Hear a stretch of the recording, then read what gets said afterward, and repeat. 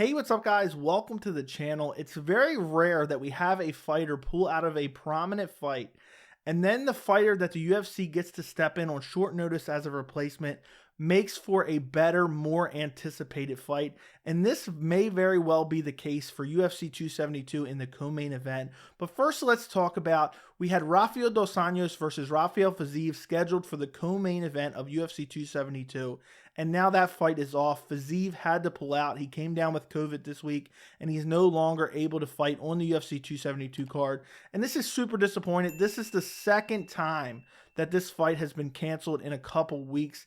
They were originally supposed to headline a fight night card a couple weeks ago, but Fiziev had some type of visa issues, so the fight got pushed back to the co-main event of UFC 272.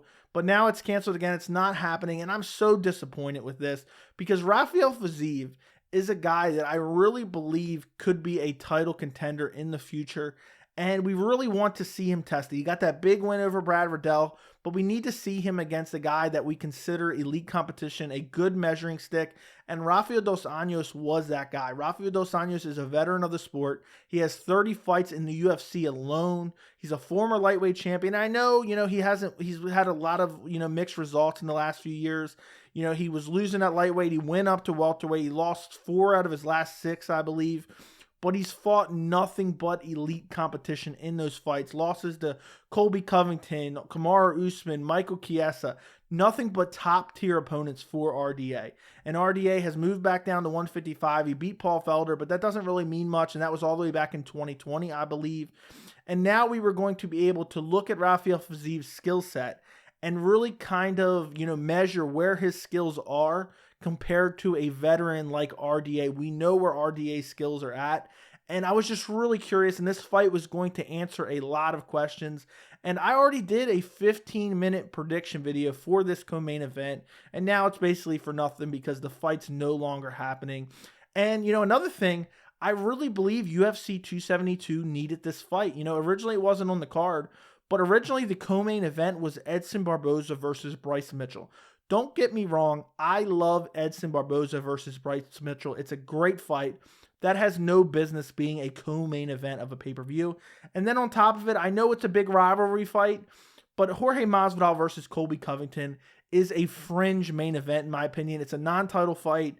Both guys' combined record since 2019 is 1-4. It doesn't really mean anything in the division because they both have 2 losses to Kamaru Usman. And, the fight outside of the rivalry, it doesn't really mean a whole lot for me and a lot of people. And I know people are super excited because you have the back storyline between the two guys as former friends. But for me, I really wanted a stacked card underneath of that. And at least with Fiziev versus RDA, we had a quality lightweight fight that had some ramifications within the lightweight division, and now it's not happening. So to the point, we might have an even better fight with the replacement opponent. And Dana White, when asked about this, he said he is looking for a replacement opponent to step in on short notice and fight RDA. There's been a couple options. Ilia Topuria has volunteered. Hanato Moicano has volunteered. But the fight that I think needs to happen is Rafael Dos Anjos versus Islam Makhachev.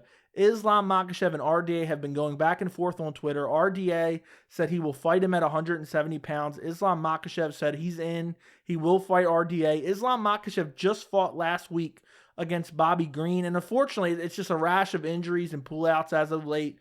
We were supposed to get Islam Makhachev versus Beneil Dariush.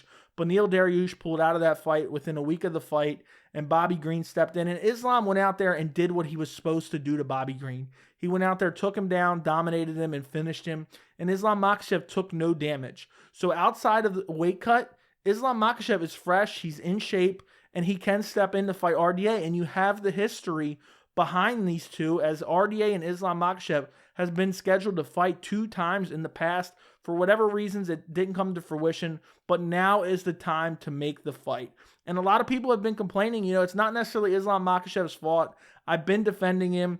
He hasn't fought the elite of the elite for the lightweight division. And a lot of people want to say he's in line for the title shot. And I believe he is in line for the title shot just because he has a 10-fight win streak. You look at everybody else in the rest of the division. I'm not going to rehash it, but most people are either on a 1-fight winning streak or on a losing streak. Islam Makhachev is the only option after Charles Oliveira versus Justin Gaethje.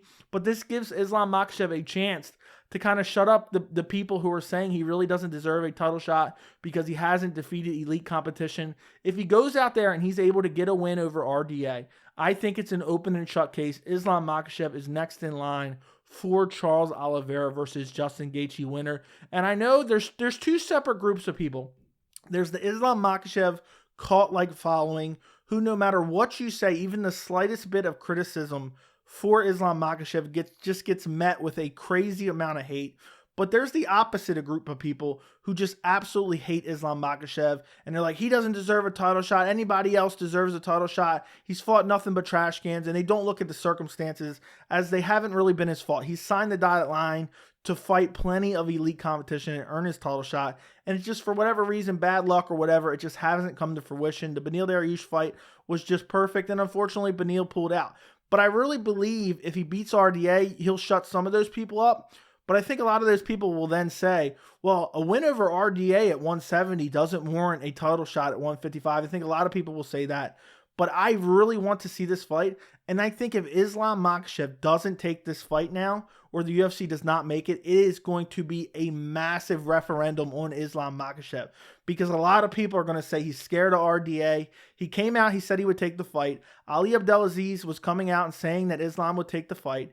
And now RDA has said, you know what? Because originally RDA said maybe 165, but RDA said, I will fight you at 170. So at this point, Islam Makhachev has no excuse not to take the fight. He's in fight shape. He just fought last week. He took no damage, and the fight's up a weight class at 170. So if Islam Makhachev now doesn't take this fight, it's not going to look good for him. And a lot of people are going to attack him because of it, myself included, because you said you would fight him. Is it just to get your name out there? Is it just to get publicity? We've seen Ali Abdelaziz do that before.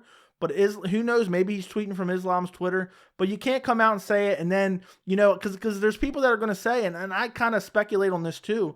Did Islam just say this? Did Ali just say this to kind of get the publicity, but they didn't think RDA would really take it? And now that RDA has said he will definitely take this fight at 170 pounds, is he going to backtrack a little bit? Because if he loses to RDA, you can kiss the lightweight title shot goodbye, even though it's at 170 pounds. This fight has ramifications at lightweight between these two. So I think this fight has to happen. I do not want to see RDA versus Ilia Topuria. I do not want to see RDA versus Renato Moicano. I need to see Rafael Dos Anjos versus Islam Makhachev.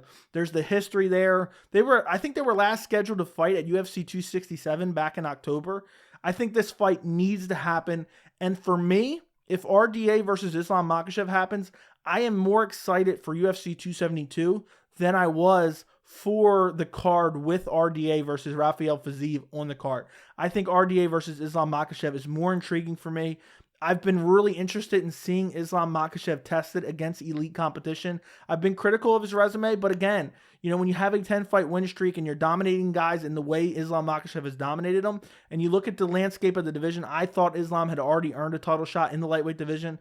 But if he beats RDA, I don't care if it's at 170, because I know people are going to say, I don't care that it's at 170. It really isn't his fault. The Bobby Green fight was at 165 catch weight because Bobby Green couldn't make weight. Not his fault as well. And then he has the long winning streak. He'll be on 11-fight win streak. I don't care what anyone says. If he goes out there on short notice and defeats RDA, he is next in line to fight the winner of Charles Oliveira versus Justin Gaethje.